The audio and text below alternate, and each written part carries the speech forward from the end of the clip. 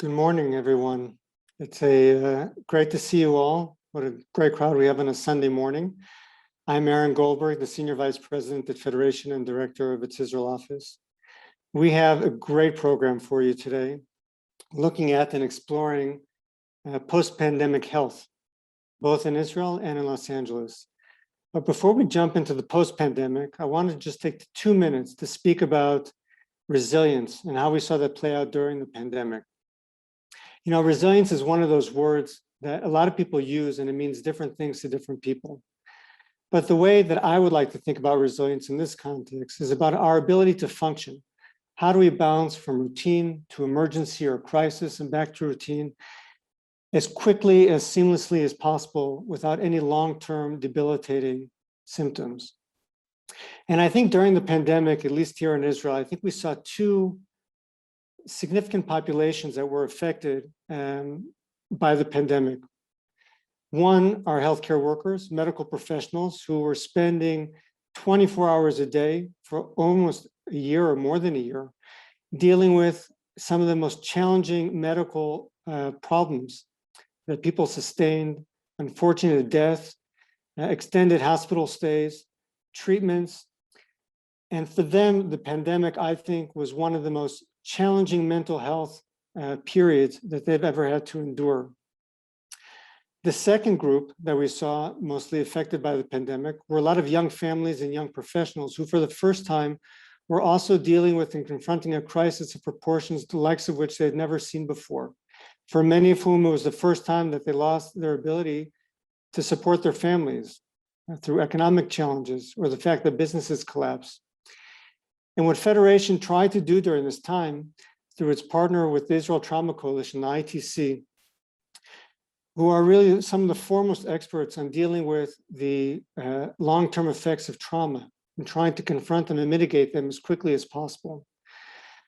Through them, we worked to provide self-care treatments for hospital workers across the country so that they could continue to devote themselves 24 hours a day to ensure that every Israeli had the best possible care throughout the course of the pandemic, without crashing, without being exhausted, without burning out.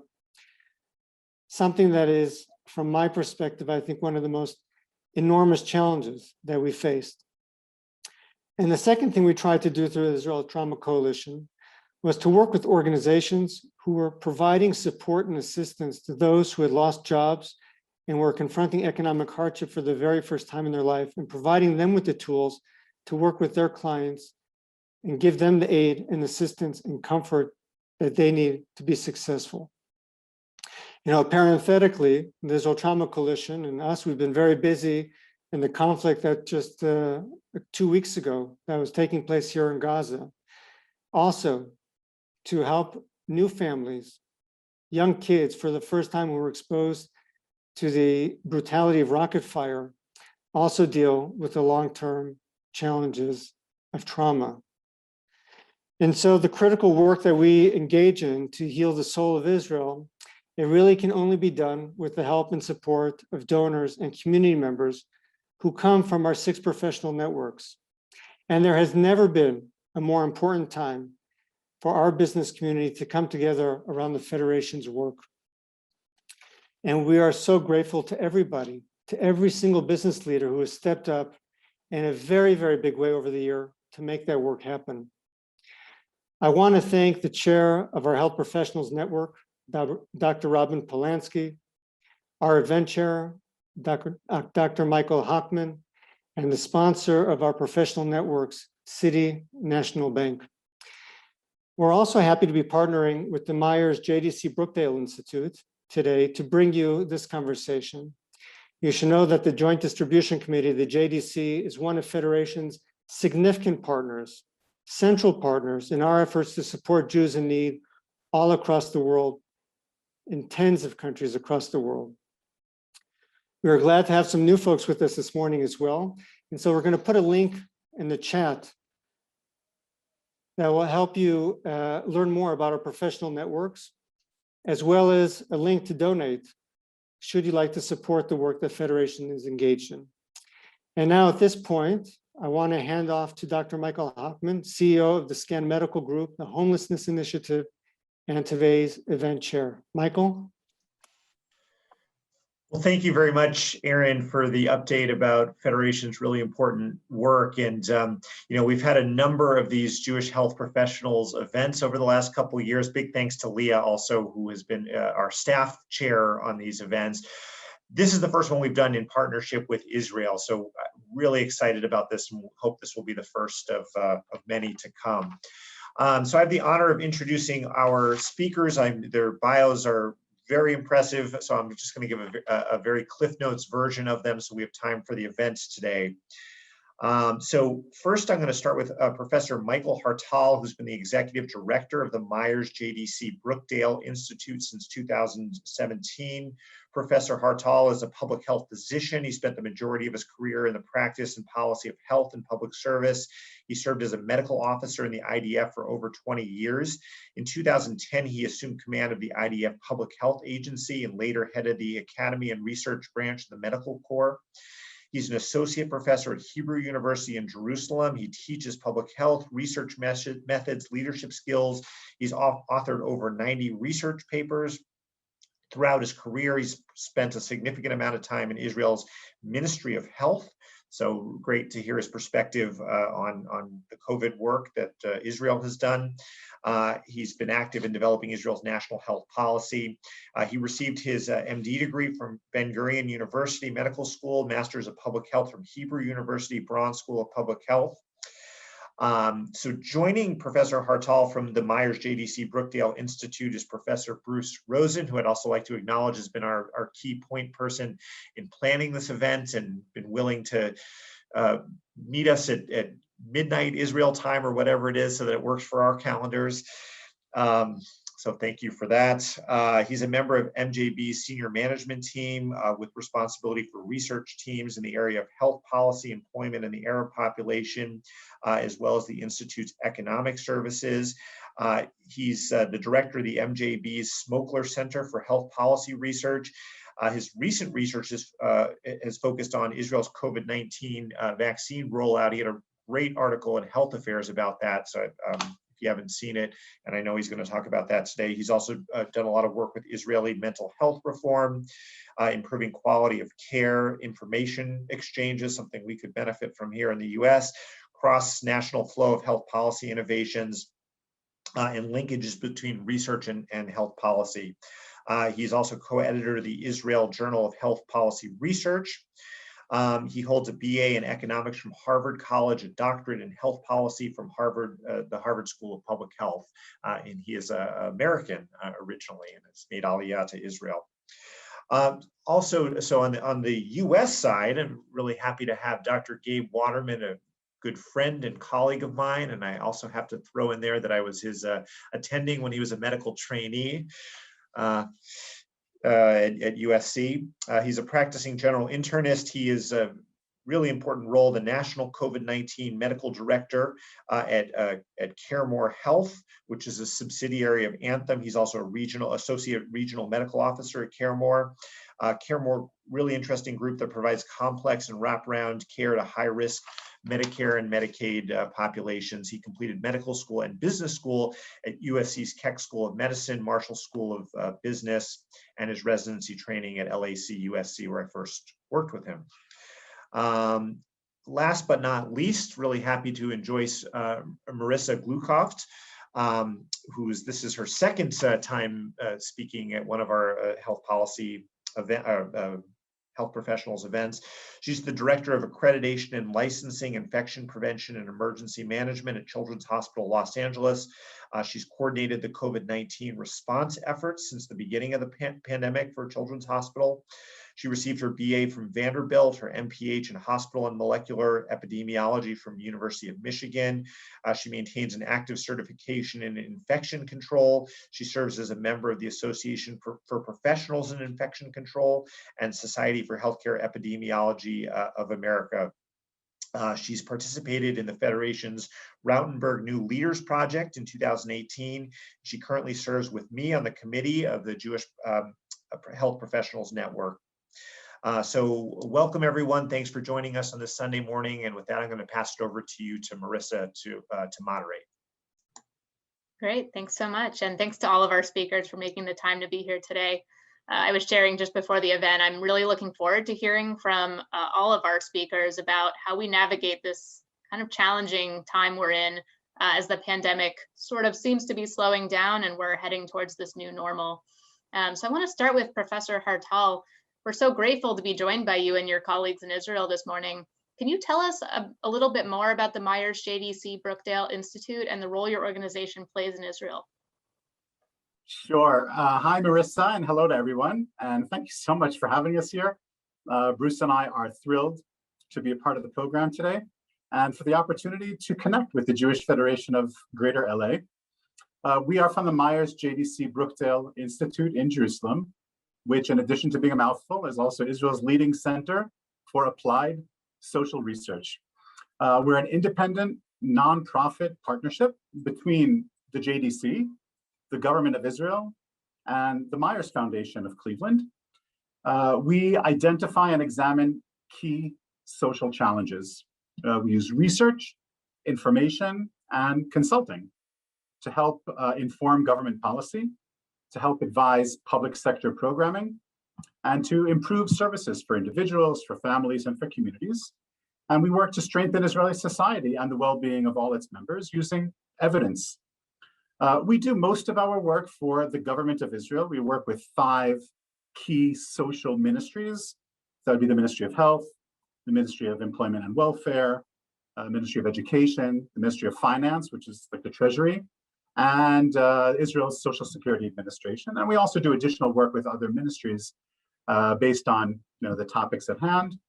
We also work very closely with Israel's 4 national health plans, which collectively cover the entire Israeli population under Israel's universal healthcare law. At MJB, we have about 80 researchers that serve on 10 different research teams. And we work on children and youth at risk and aging and health policy and people with disabilities, employment, strong focus on the Arab population. We work on quality assurance and outcome-based planning for the public sector. And we're always interested in pursuing international exchange and collaboration. We work with an international health advisory team, and we try to connect our government partners to counterparts and professionals in different regions in the world to help them share information and to engage in bilateral learning. And finally, we publish all of our research on our website, and almost all of our reports have an English abstract or executive summary, and you're welcome to browse. And we'll put links to our website and to our English language LinkedIn profile and to the YouTube channel, which you can find in the chat already. And so if you're interested, you can take a browse there and see what's up on the website and follow us on LinkedIn and take a look at some of our YouTube videos. Well, I know I'm speaking for everyone here that we're very glad to be able to learn from your international experience and that you have that mission in your organization to share best practices. And on that note, Israel has really been a model for the rest of the world, particularly in your vaccine rollout. So Professor Rosen, just want to hear a little bit more from you about why you think Israel's rollout was so successful. And for us here in the US, I think the big hot topic question is, how do you talk vaccine skeptics into getting the vaccine? I know that hasn't been as much of a problem in Israel as we face here, but very interested to learn from your success and what strategies, looking back, you found the most useful in Israel.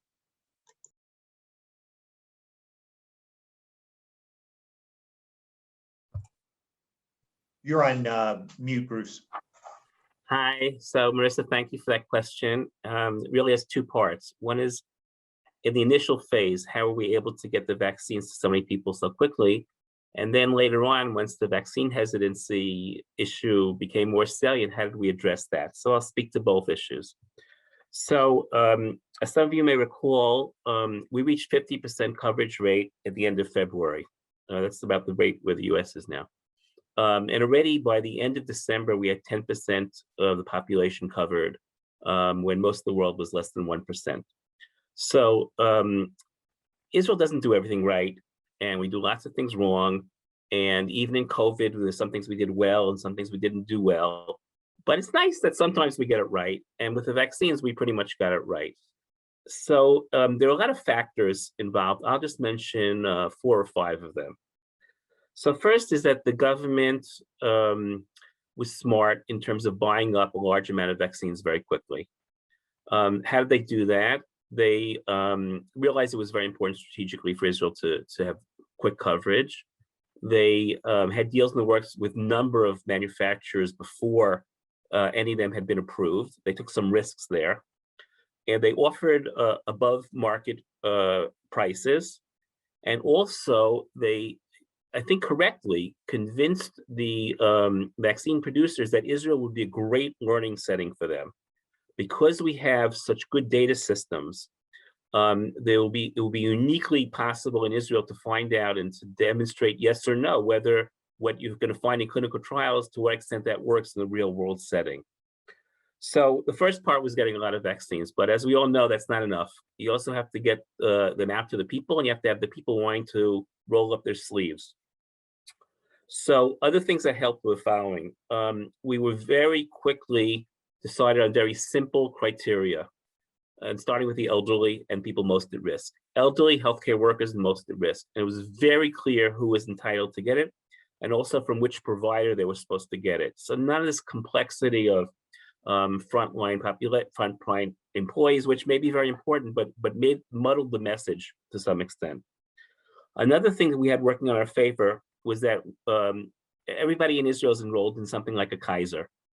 Everybody. We have national health insurance. Everybody's covered. There are 4 Kaiser, more or less, organizations, health plans, and everybody gets to pick one of them, and without having to pay their members from birth until they pass away.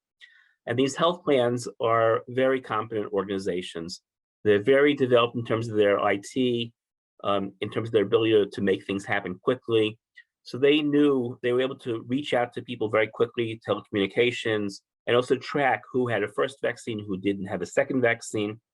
So that was very important. A key factor within the health plans were the nurses. We have a well-trained, relatively large cadre of community-based nurses. We're not so much well-staffed in the hospitals, but in the community. And they work directly with the health plans, and they were pivotal both in actually delivering the vaccines, but also in organizing the vaccine campaigns. And the last point I'll make about the initial phase was that we do a lot of emergency preparedness in Israel. Because of our security situation, we're constantly drilling. And many countries involve healthcare in the drills, but in most countries, it's the hospitals only. And by us, it's also the community-based healthcare providers, these health plans I mentioned previously. So they know how to prepare for all types of different hazards. And even though they don't know exactly what the next one's going to be, they know how to mobilize, meet, coordinate, and work together. So all that was very important in the initial phase. So again, by the end of February, 50% was covered and 80% of the adults.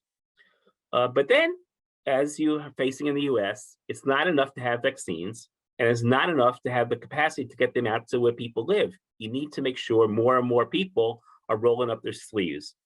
And we ran into the vaccine hesitancy issue in several groups. One is the general population. There's at all ages, there's going to be people who are hesitant. There was particular hesitancy among young people who were saying to themselves, well, even if I get sick, it's not so bad. And who knows, maybe it has long-term impact on reproduction. For my grandfather, that's not so important, but for me, it is important. And we also had big pockets in the hesitancy in the ultra-Orthodox population, the Haredi population, and the Arab population. So I won't go into all the details, but eventually they were well behind than other populations at the beginning, but we largely closed the gaps. We worked with a lot of hard work. The first sprint was like, wow. And the second phase was like getting past the honeymoon and the hard work of a relationship. And it was working with community leaders. It was developing tailored messages. It was getting to the vaccines where the people were. It's offering the yeshiva students children along with your vaccine, and the equivalent of that with the Arab population. So little by little, we have really high rates even among those groups. It's a really interesting point you brought up about the emergency preparedness piece being integrated into your decentralized public health system. I know in LA County, at least, public health and emergency preparedness are completely different government agencies that traditionally don't work very well together. And they report up through different branches of the government, actually. And so that's not the case everywhere, but it is the case in LA County. And so having any integration takes a lot of effort to get past the bureaucracy and the red tape. And it's not something that's practiced very often. So it's a very interesting point. And I think makes a lot of sense that, if you treat a vaccine rollout like a disaster and, like a emergency response effort, you would be more successful. So thanks for bringing up that point. And on the incentives piece, I know here in the US, we're really trying to, offer cash prizes and tickets to baseball games and whatnot. So it sounds like there's some commonalities there to try to get folks to be more excited about vaccines. So, now that you are very highly vaccinated, have some of the highest vaccine rates in the world, it begs the question of what the new normal looks like. So Professor Hartal, what is Israel's concept of a new normal now that you've come close to herd immunity? And then I'm just curious, given that the global rollout has been so uneven, is that being factored into Israel's plans? This is a global world we live in, so it's obviously not just Israel. I'm sure that would make things a lot easier. So just curious if you've integrated that into your thought process about reopening. Thanks, Marissa. So I guess the new normal, we can look at it probably in two different planes. The first is general society, and the second would be specifically what we've learned within the healthcare community and how healthcare appears after COVID. So for society, I think that what's happening in Israel is probably the same as what's happening globally. Distance working is here to stay. Paradoxically, we're all worried about what that would be like to work from home, but productivity went up over this last year because we overcame barriers, and evidently there is true benefit in avoiding commutes and in allowing people flexible hours. And also, I think because a lot of people were very, very nervous that they'd lose their job if their productivity went down. People are reporting they feel trusted to do their work from home, and they put their money where their mouth is, and productivity really went up in a lot of industries around the world. We're looking at hybrid work models going forward. No one knows exactly for sure how that's going to work out, but there seems to be a consensus that the entire scope of the discussion is whether it's 2 days in the office and 3 days at home, or 3 days in the office and 2 days at home. That's more or less seems to be like the bounds of the discussion. For physical contact, it seems like that might be here for a little while longer, but I already see that everyone's shaking hands again, and I think it's probably just a short matter of time before people are hugging and kissing again, although it seems that people are much more aware of hand washing and hand hygiene, and that will probably stay for a while. Interestingly enough, the gig economy has made an appearance in Israel. It was not very prominent before COVID, but now people have found all different sorts of methods of autonomous employment that were not common here, but I guess were very more common in the US. Online shopping, home delivery, especially food delivery, is going to be here for a very long time. People's habits have changed with that. School is going to be a big question. What does it mean, to be at school? Is there such a thing as distance learning? Didn't go very well here. Government and municipal services are going to migrate online, major shift to online. And I think probably the most important take-home message from that for social services is going to be that this is a watershed moment for digital literacy. I think that's going to be the big divide on disparities in the future. Can you access online services? Do you have broadband internet access? Do you have a computer or a mobile device? Do you have the language skills, the Hebrew language skills necessary to navigate online services? And of course, do you have the digital literacy that you need to follow links, to fill out online forms, to make digital payments, to make digital signatures? So I think that is going to be probably on the social level, the new normal. In the healthcare setting, I have some more specific takeaways. Bruce and I attended a major conference a couple of weeks ago where I'm going to really say the entire healthcare community came together. The main representatives of the Ministry of Health, of our health funds, of the hospitals, of the Homefront Command, really came together to sort of put together lessons learned. So here's what healthcare professionals are saying in Israel as to the new normal. Long COVID, we don't know what that's going to mean about mental health, weight gain, unknown symptoms. That's going to be a long learning curve. Everyone appreciates the need for additional flexibility within the medical system, collaborating with municipalities, being flexible on cultural differentials, things like family visitation for dying patients in the hospital, which is something where there was a singular moment when just the entire thinking changed on how to allow families to say farewell to dying relatives. Data-driven decisions, I think, are going to be much more prevalent in the future. There's going to be a much greater emphasis on the community, meaning providing and developing home and community services, home and community hospitalization, expanding our use of widespread telemetry and telemedicine infrastructures and expertise that developed over the last year and a half. There are going to be far more collaborations between the healthcare system and other partners.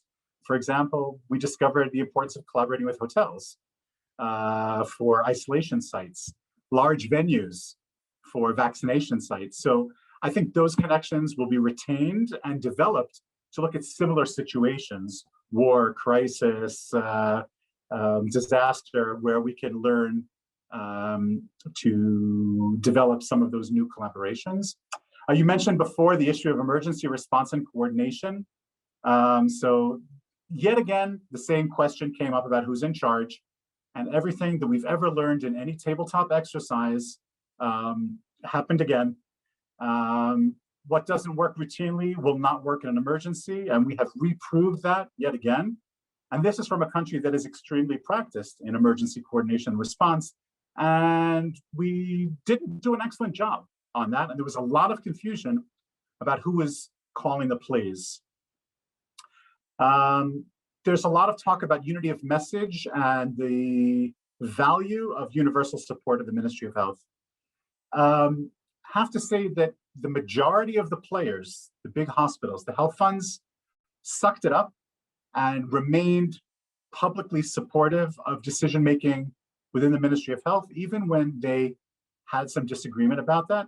And now that it's the post-game debrief, those same players are saying, will we do that the next time? Do we really need to support central decision-making at any cost?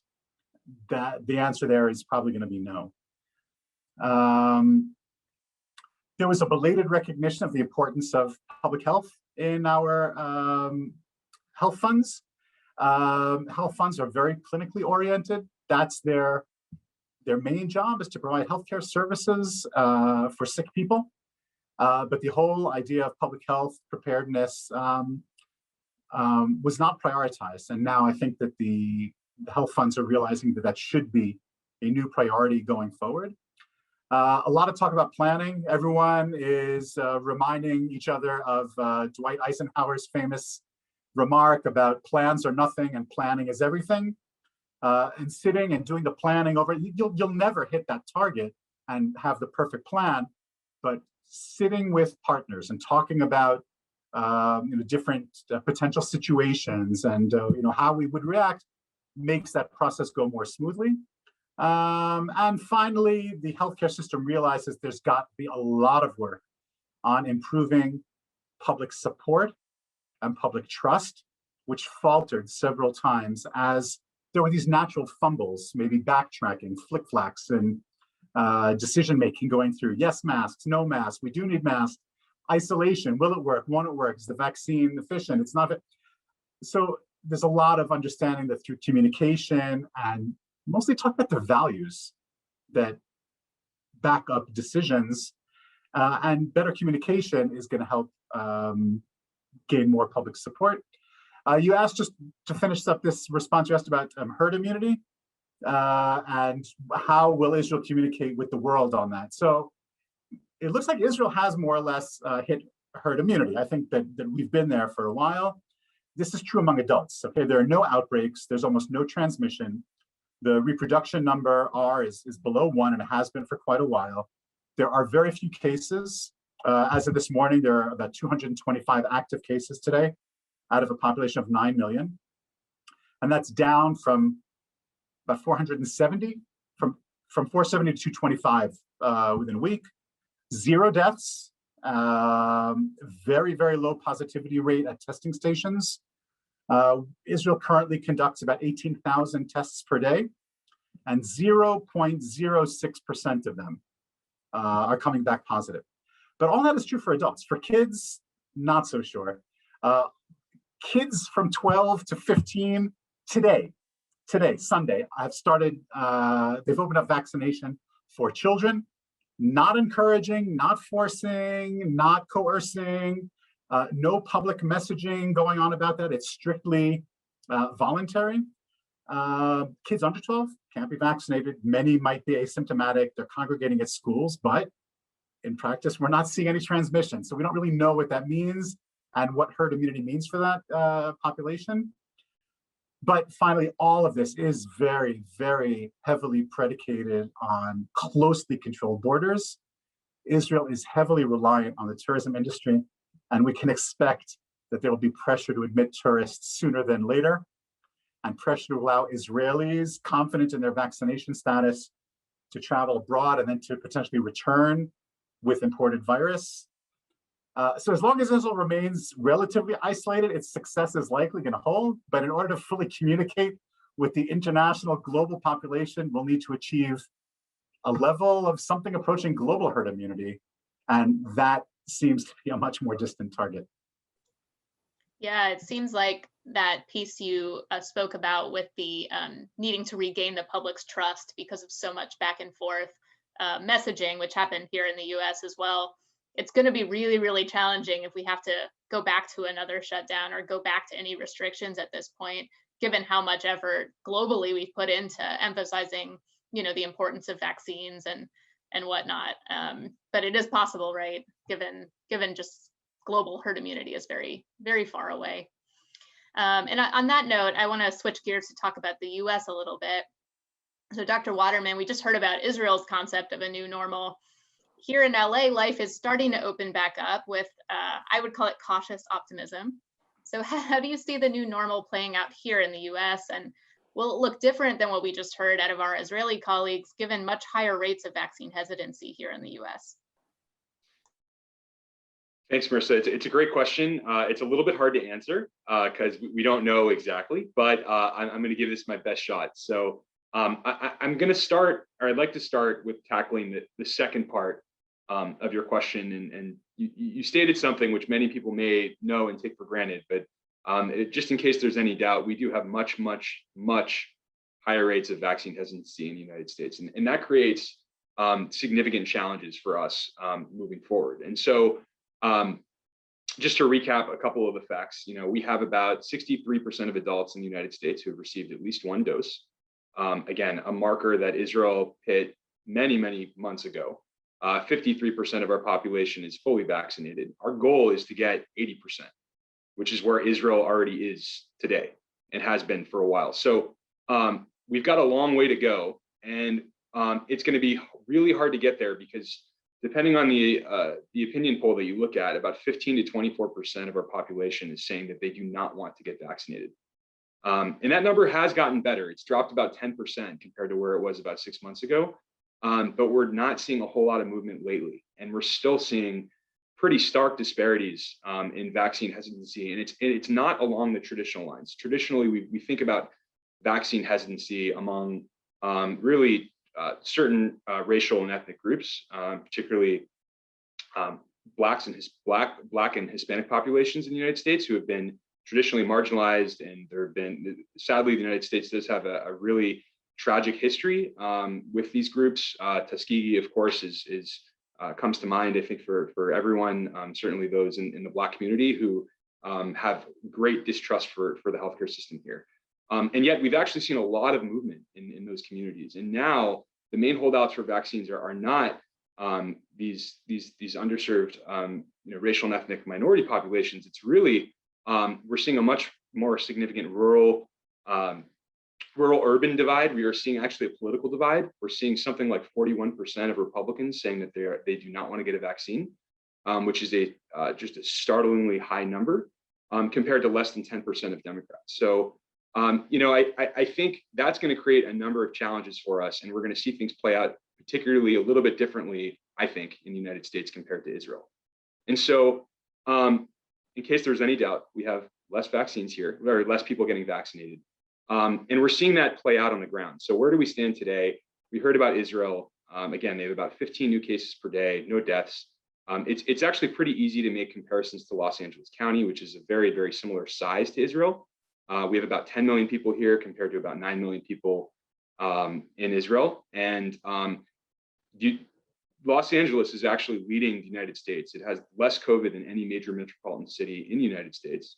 Our percent positivity rate, though, is not 0.006%. It's or 0.06%. It's 0.3%, which again is the lowest of any major city, but certainly a far cry from where Israel is. And so we're seeing about 200 new cases per day, about 10 times the rate that they're seeing in Israel. So we have much more COVID here, even though we have less COVID than everywhere else. And so, with that said, we've actually seen the United States and Israel adopt somewhat similar, but somewhat different paths toward returning to the new normal. So Israel, of course, to try to encourage vaccine adoption, they adopted a green card system. You had to be, you could, to integrate into society, to get into public places, you'd have to flash a QR code demonstrating your vaccine status. And the U.S. did not adopt such a program. What we did instead is we put people on the honor code. And so the CDC came out and said, well, if you're vaccinated, you don't have to wear a mask anymore, including in public. And we don't have verification systems. We don't have a green card system. We don't have those QR codes. We're just expecting people to again, rely on their own honor and the trust of others, trust in our community, that people are going to continue to wear masks if they're not vaccinated, and if they are vaccinated, that they don't have to. So that said, we've adopted these different strategies, but we are starting to see some convergence. Israel has said, I think, Dr. Hartal, Dr. Rosen, you guys can correct me if I'm wrong. I think as soon as next week, they may be lifting masking requirements in public places in Israel.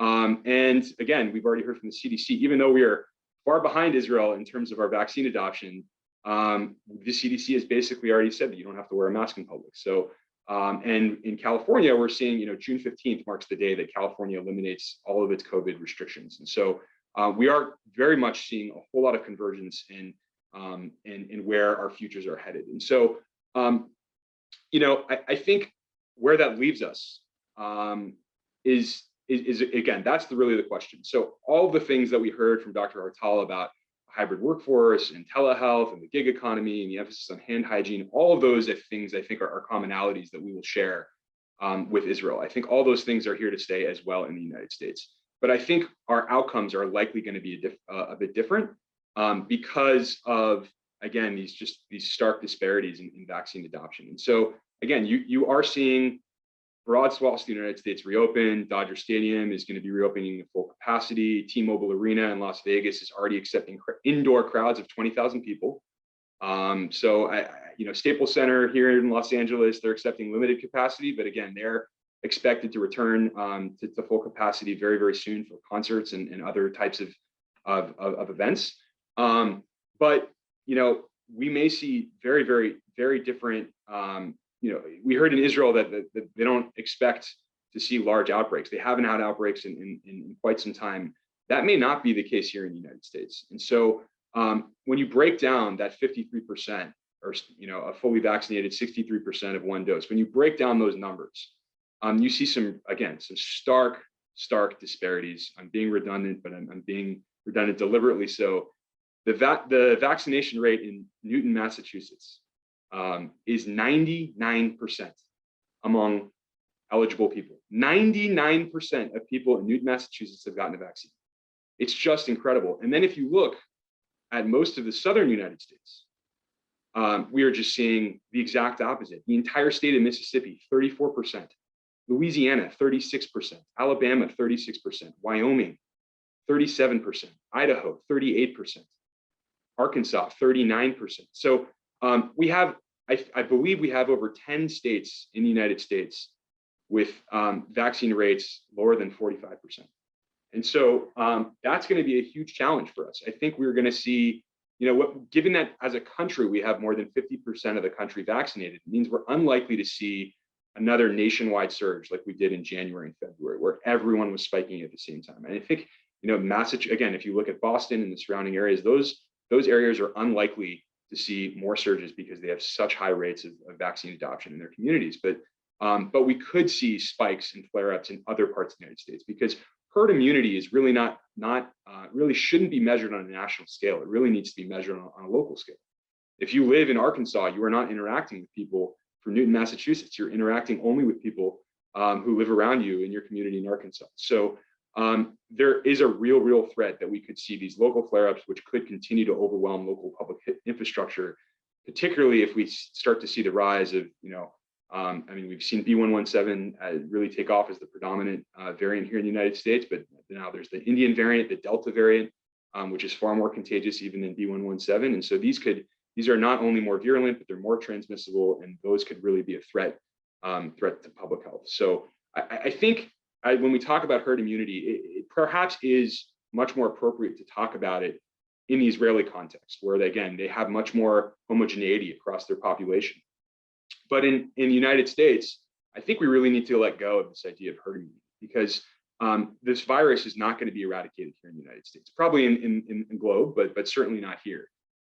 It's going to be an endemic virus. And so herd immunity thresholds change all the time. So you may need a much higher herd threshold in the winter because more people congregate indoors where you have poor ventilation and it's more transmissible. Again, the variants themselves and the transmissibility of the disease, of the virus itself, will change your herd immunity threshold. So, even if the vaccines are working exactly the same way and they're just as effective, those other variables are going to impact that herd immunity threshold. So, I think the goal really is to suppress the virus to a low level, continue to adapt our vaccines, ensure that we have robust testing infrastructure in place so that we can continue to identify and immediately suppress outbreaks.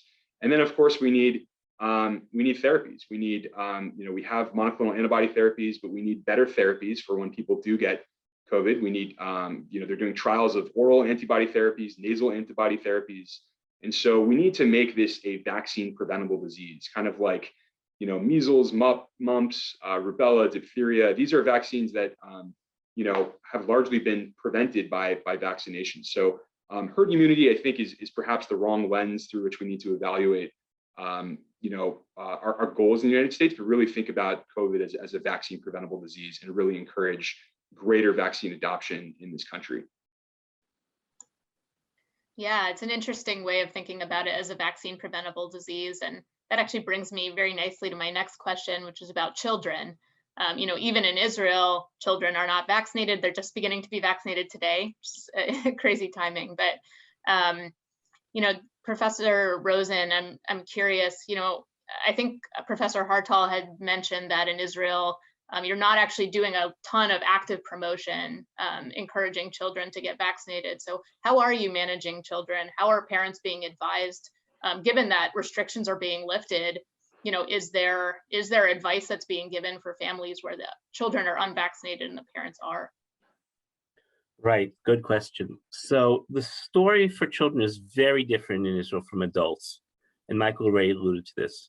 But right with adults, right after the FDA approved it and the CDC recommended it, I don't know, within 24 hours, Israel adopted it. We didn't do our own reviews. We relied fully on the US like we do for many technology assessment kinds of issues. And with kids, totally different. It wasn't until a couple of days ago that the decision was made to recommend it for kids. Now, why? So first of all, because we're not stressed anymore. Very few people are getting sick, so we don't feel a great need. So different from where we were in December 24th. Second, with the kids, there was this concern about myocarditis, and the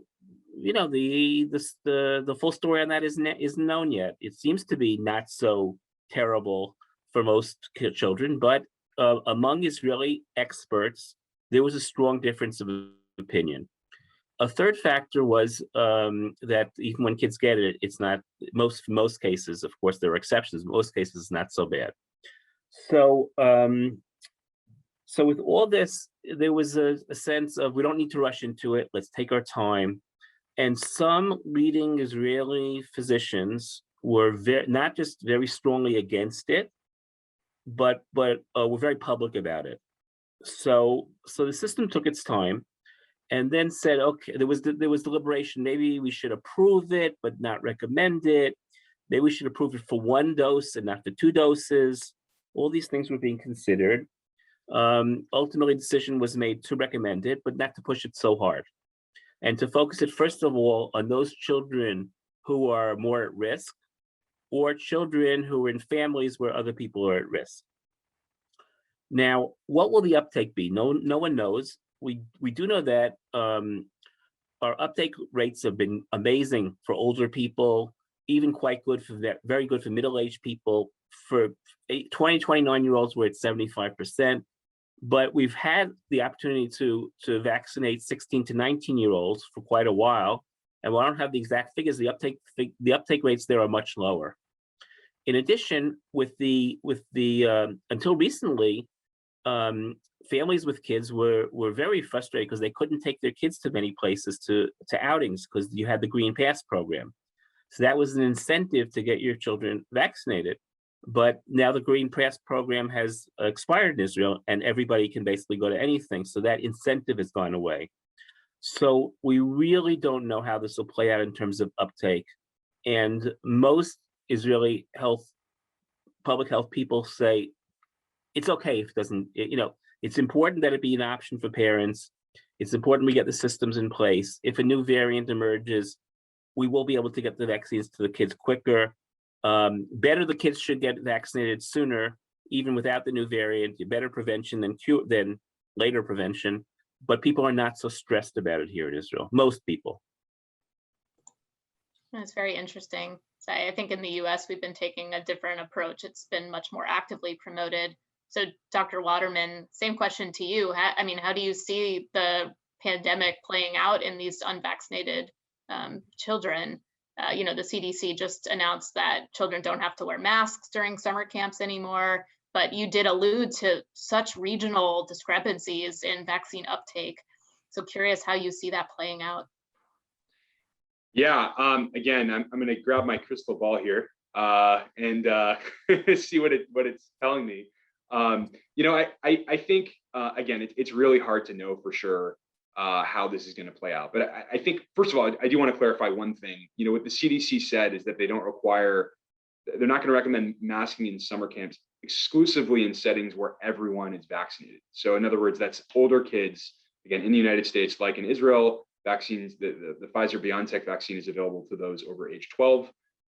And so it's very conceivable that there will be camps where all the children, as well as counselors and other staff, are all vaccinated. And so the CDC has said in those settings, you don't need to wear a mask because everyone is vaccinated. They are still, in fact, recommending that in settings where not everyone is vaccinated, that you should continue to wear masks and you should continue to practice social distancing.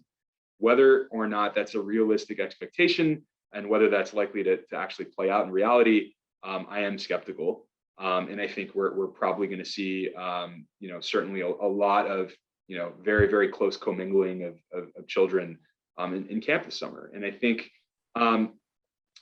consider though that the single biggest determinant of outbreaks in a community are the background prevalence in that community. And so I think, even though we're not at Israel's level, in most parts of the United States, prevalence is very, very low, and it's getting lower every day. And so, that is encouraging. So I think the other thing to consider, so after you consider community prevalence, you need to consider, of course, the circumstances in which people are congregating that'll impact the transmission risk. And I think, most camps, not all camps, but most camps are outside. And so we know that outdoor transmission is very, very rare. And so I think we're unlikely to see high rates of transmission, particularly if kids are wearing masks, if they're outside, the background community prevalence is low. And I think this is going to carry us forward when we go to school as well in the fall. So I think masking for children is likely to stay. I mean, we'll see. I think the CDC is at least likely to recommend masking for children. We'll see if, again, local governments and state governments continue to embrace the CDC's guidance there. That may not be the case, particularly, again, in some more conservative leaning municipalities. But I think we know that masking is really, really effective, even in indoor environments, even when you're not distanced. I think you can mitigate transmission, even of some of these new, more transmissible variants. Masking is still very, very effective in preventing transmission when you have low community prevalence. So I do think we are unlikely to see large outbreaks for that reason in summer camps. But again, as you alluded to, Marissa, and I discussed a few minutes ago, there is regional variability. So I think, in the Northeast, in California, we're probably not going to see outbreaks. It's very possible we could see some outbreaks in clusters in the South, in the Midwest. And, I think that's very, very plausible that we could see, especially given that many of these camps in those regions and schools are probably likely to not adhere to the CDC guidance. And again, they may be facing higher background prevalence. So I think it's going to be a little bit of a mixed bag. Overall, I think the risk of outbreaks is going to be much, much lower, simply because we do have, again, even in these other areas, we still have 40 plus, generally speaking, 30 to 40+% of the community vaccinated, which has put some sort of backstop on spread. So I think even in those communities, we're unlikely to see many large outbreaks, but I think we will likely see a few. Yeah, I think that was a very good crystal ball you reached into. Thank you. We have a few minutes left, and I just wanted to end on a hopeful note, because it's been a dark year. And so looking ahead, just curious for all of our speakers, what is one positive change that has come out of this pandemic that you hope will last after the pandemic ends? I'll start with Professor Hartal. I think that it would be a better understanding that we are capable of changing things quickly. The world learned how to move online quickly. The world gained a lot of knowledge and experience and dexterity working, on Zoom calls. Communication has gotten a lot better, with family members and with board members and with colleagues and international consultations like this. So I think that maybe humankind is going to be a little more aware that we can change and adapt and evolve quickly. I hope that we use that superpower for good. But if we do, then I think that could be a major step forward that will keep driving us for a number of years. Thank you. Professor Rosen. I think it reinforces our understanding that we're really a global village and that we can learn from one another. And it's exemplified by this terrific event. And again, thanks to Leah and Michael for putting it together. Things are different, and that makes them interesting. And you can learn from the difference. And things are enough the same that it's really important to learn. So my hope is that we will continue to have more events like this between experts from Israel and the LA Federation. Thank you. Thank you. Last but not least, Dr. Waterman, one positive change. I think, similar theme. I think both in the U.S. and in Israel, we've seen a lot of division across so many lines of society. And I think certainly while there continues to be division, and I'm not going to deny that the divisions are stark and we are very polarized societies, I think in many ways we've seen groups of people really come together in COVID. And I think that's really been encouraging. I think we've certainly seen it in healthcare, the camaraderie, I think, among healthcare workers in the hospitals during the surge, people supporting each other in ways that I just never imagined were possible, when they really didn't have much support to find anywhere else. And so I think that's been really inspiring to me, and I'm hopeful that as a society we'll be able to heal much better because of this shared hardship that we've endured. Yeah, I couldn't agree more. As much as Zoom is a has its imperfections, it's a great platform for us to come together. Who would have thought we would have had an event at 9:30 a.m. on a Sunday with our Israeli colleagues? I think that's a special thing that's come out of COVID. I really want to thank all of our speakers today and everyone who joined the Health Professionals Network and the Myers JDC Brookdale Institute to have this conversation. I hope everyone has a great Sunday, and we hope to see you in person soon. Thank you so much. It was a real pleasure. Thank you so much for inviting us. And I came away learning so much. Really, Dr. Waterman, thank you so much for everything. And Marissa for being such a great moderator. It was very exciting and enjoyable. Thanks for everyone for spending Sunday morning with us too.